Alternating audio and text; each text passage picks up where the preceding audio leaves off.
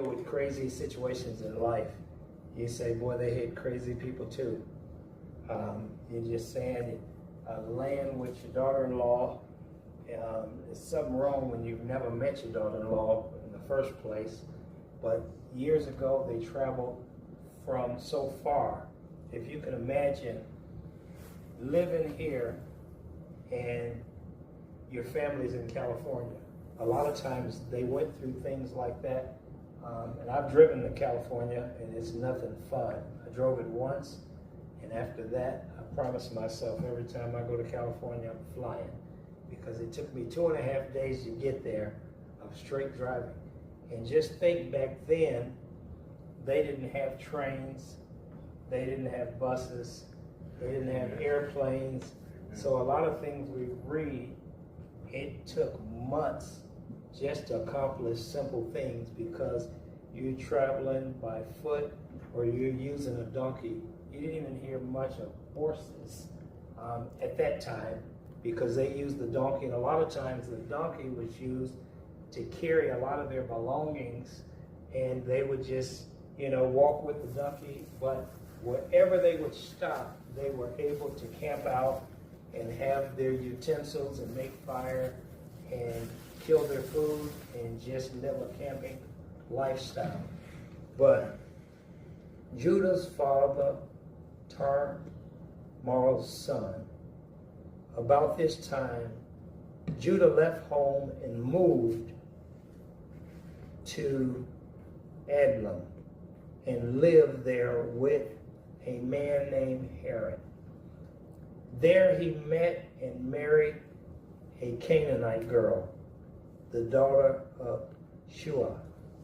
They lived at Shamzah. Forgive me on some of these words. And had 3 sons. How many know life was hard back in those days? Mm-hmm. These names were given to them by their mother, except for who was named by his father. When his oldest son grew up, Judah arranged for him to marry a girl named Tamar. But was a wicked man, and so the Lord killed him. Then Judah said to Er's brother Omar, you must marry Tamar, as our law requires of a dead man's brother. It's amazing how that would be frowned upon now. But if something happened to the brother, a lot of times the other brother was supposed to take that sister-in-law as a wife to care for her, because of the way the law was.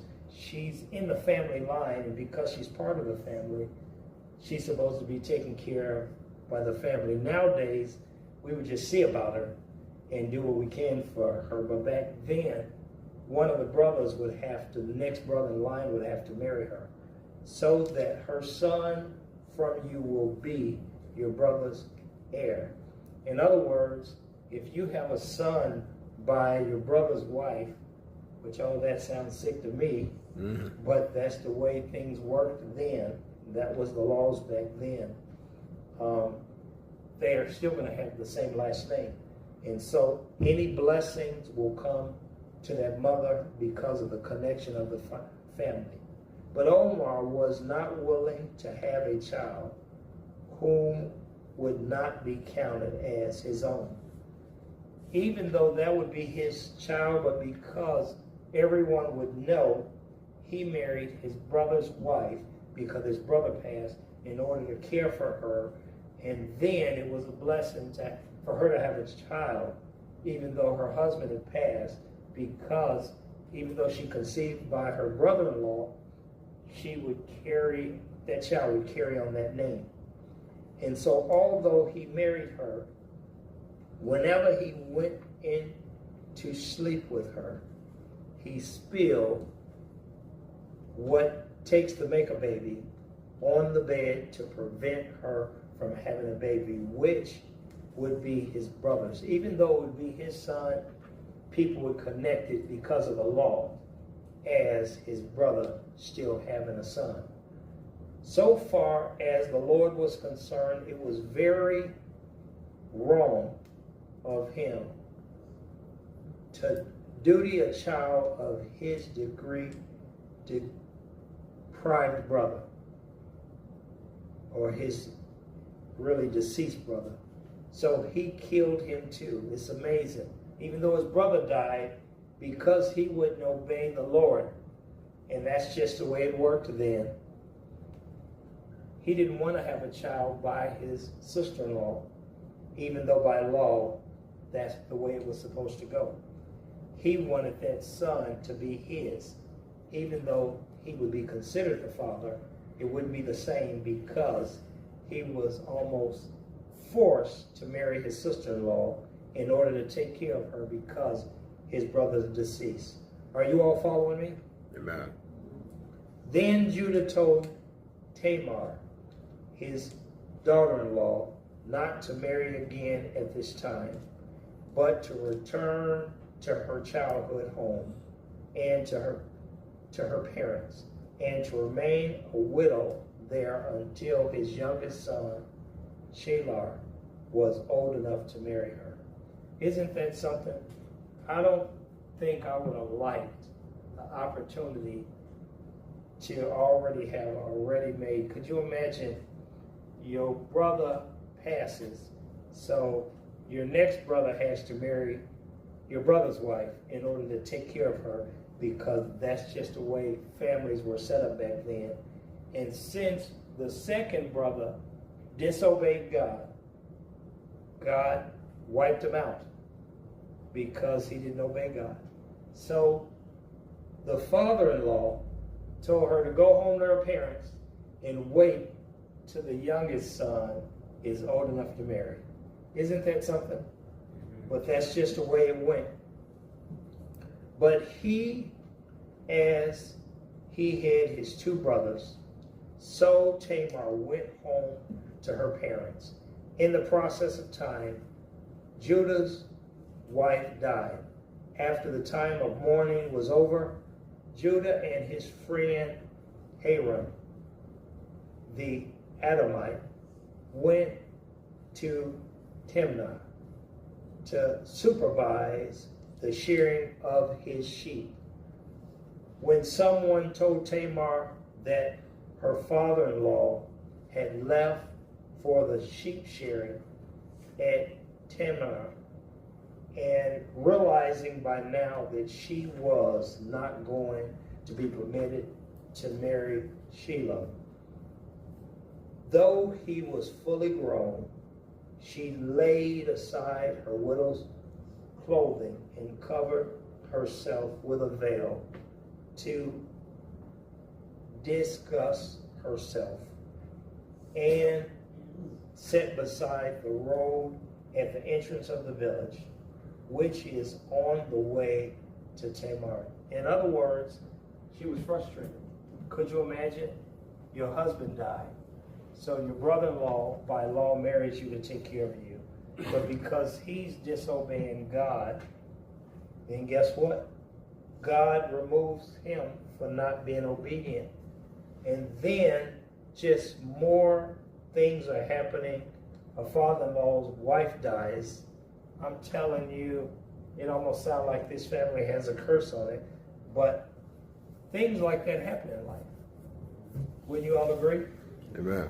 You never know who's going to die in your family. You might get a call that someone healthy is going to visit someone in the hospital that's sick. And the next thing you know, you get a call that that healthy person had a massive stroke and died. And that person gets out of the hospital and go to their relative funeral. We've all been a part of that. I've been at funerals where I was hugging and greeting people. And within a week or two, we're hearing about one of the people that I hugged, maybe even took a picture with, that now they passed. They weren't even sick, but life has a way of happening. Amen?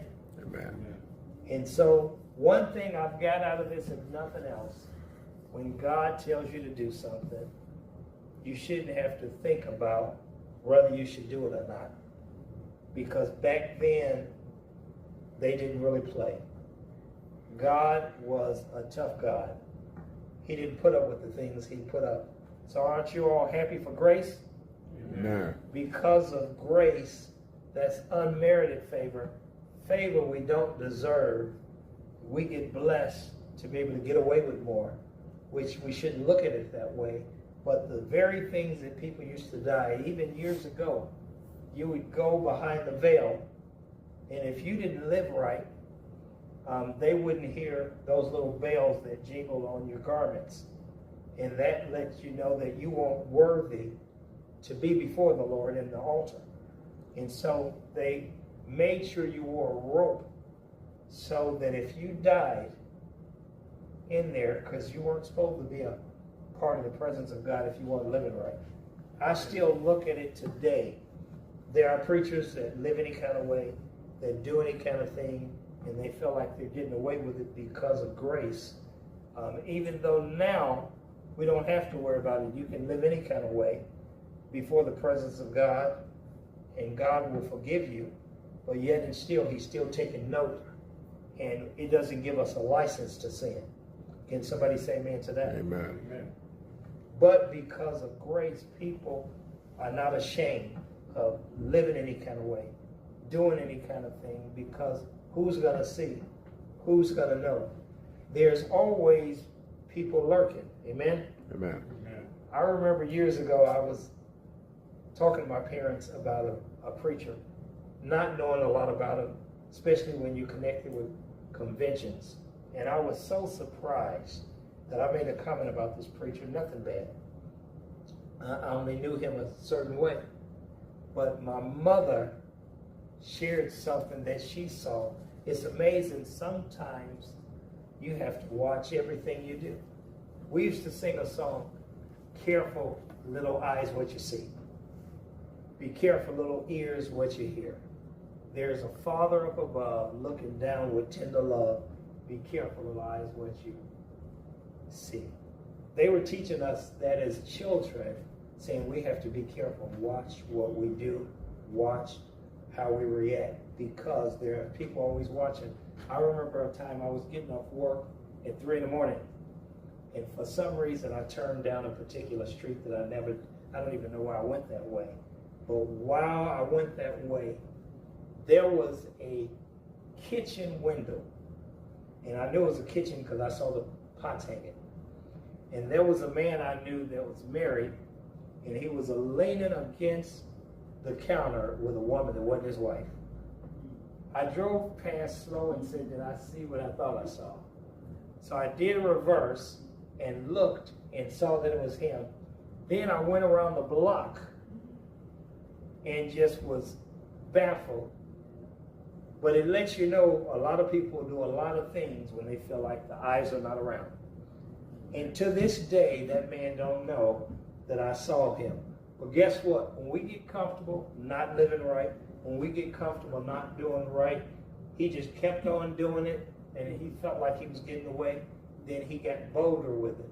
And guess what? His wife forgave him over and over.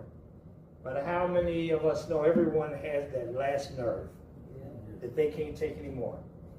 Now that man is a single man. He married another woman. Soon as he tried to do to the second wife what he did to the first, she took off and left him. Now he's a lonely, older man. His children have lost respect for him. I run into them here all the time in the city, and I run into his first wife. She's happy. He's a miserable man, but guess what? A lot of times we do things to ourselves. Amen? Amen. That's why, because of the word, we're supposed to learn from these situations to make life better. How many know we all have bad in our heart at times? Something tells you a crooked way to get ahead. Something tells you to go in that house. You know where the safe is because that's your best friend's aunt's house. You know that's your uncle's house. He's sick. He's using a walker. He don't see good. Come on, you all know the devil talks to you. Mm-hmm. Don't act like I'm the only one the devil talks to. Come on, you all want to make me feel like I'm the biggest sin in the world? No. But the devil is always talking. Yeah. You have to ignore him, because if you even listen a little bit, then guess what? He got your interest. You have to decide, I'm going to live right, I'm going to do right no matter what, and you have to trust God. And once you do that, God is always going to come through for you. He's always going to do for you. Notice Judas here, as he went by the thought she was a prostitute, since her face was veiled. So he stopped and proposed her to sleep with him, not realizing, of course, that she was his own daughter-in-law. Isn't that amazing? Now, this man lost his wife, but he's so busy trying to get his groove on that he's not paying attention that the lady he's hitting on used to be married to his son. Not just his son. After his son died, she married his other son. And because she wasn't willing to wait on the third son, he decided to get connected with her. I'm telling you, when you have Rome in your heart, guess what? You're going to always go through. But the people that hang it out for God and have that attitude, for God I live and for God I die, and just go through the bad. How many know I was taught by the older saints, go through the bad and enjoy the good. Amen? Mm-hmm. There's all kind of bad happening to us. Don't help God out and decide you're going to rob a money truck. Don't help God out and decide you're going to do something else crooked, because you're going to be having a prison ministry and you're not going to get a lot out of that other than family dying while you're in prison, not being around your family, not having your freedom. I just enjoy being able to watch the birds, being able to watch the squirrels, and I don't have anybody yelling saying, okay, everybody back in, and know if you don't move fast enough, they're going to throw you in a hole. How many know it's a blessing to be able to use the restroom and no one tell you to get up right now? And you say, I'm not finished, and you get in trouble for letting them know you're not finished. But now we can go take a catalog in there and take our time.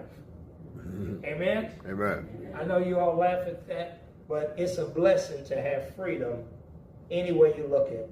How much will you pay me? She asked, which that's even a pitiful situation, and that lets you know how low she has sank.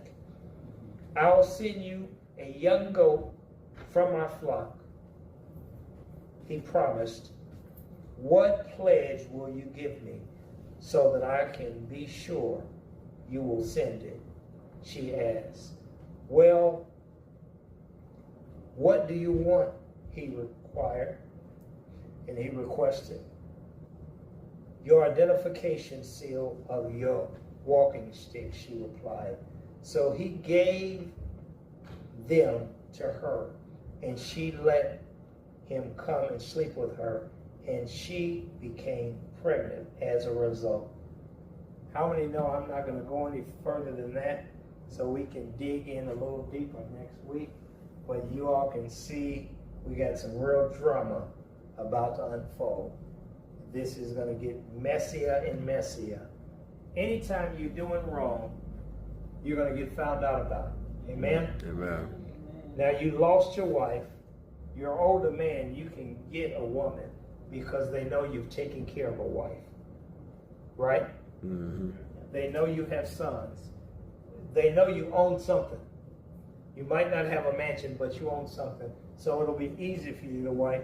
But how many know a lot of times people want to do things the easy way? Nobody's looking. She's on the side of the road. I'm going to approach her. And because she's lonely, we read she was already going through. So she went and sat on the road as a depressed woman, just thinking about her life. And I'm sure contemplating what's the next move. But guess what? This wasn't the move to make. But don't we all do that? We get in situations. We might not prostitute ourselves, but we make other decisions that we know is not right. I remember one time I was doing something that wasn't right, and in my gut I knew it. But the people around me were so excited that I didn't want to hurt them. So even though I didn't do a whole lot, I just stayed there and stayed silent. I felt guilty on every hand. But then at the same time, I had to talk to people and apologize to them because I could have stopped what was going on. Amen? Amen. I had enough power, enough influence. I was around people. This was years ago. And because I stayed silent, because I just went with the flow, because I didn't want to shake up anything. And then there was a young lady there raving on a guy she liked, and she was just happy to be in that situation because she felt like she was on a somebody that's out of their league. She was just happy to be with the crowd. And when she said that, and I saw the joy in her, I'd never seen her the way I saw her, I didn't want to bust her bubble. And God convicted me like you never, I'm telling you. And so I had to apologize to her. It was over by then. I apologized to her, but guess what? She wished I would have said something because it caused her hurt. Because she connected with a young guy that was up to no good, didn't mean her good. Now, I ain't told her that part, but I could have did more. Amen? Amen. Sometimes we're there to save people. Sure, I'm not there to save every stranger on the street, but if I know these are my nephews and nieces, I can stop them. I'm connected to Pat's grandchildren. If I see one of them out in danger, I'm not supposed to say, well, I don't want to offend Pat. No, I have to jump in there and say something to help them because she would do that for me. Amen? Amen. And so we have to look out for each other. And when it's all said and done, it's best if we just live right and do right. Are you all ready next week to dig in a little deeper? Amen. You all going to read this week? Mm-hmm. Do you all know where we stopped? 20. What verse? 20. All right. If you can read the whole chapter of Genesis 38, but if you would please, from verse 20 all the way through the rest of the chapter, because we're going to really get into it on next week, and it's going to be good. And I feel like if you read it, pre-read it, we'll enjoy it that much together because we'll be on the same level, and I might have some things. We've been getting some positive feedback on the filming. We're just praying and want God to bless, because we want to put everything out as professional as we can, don't we?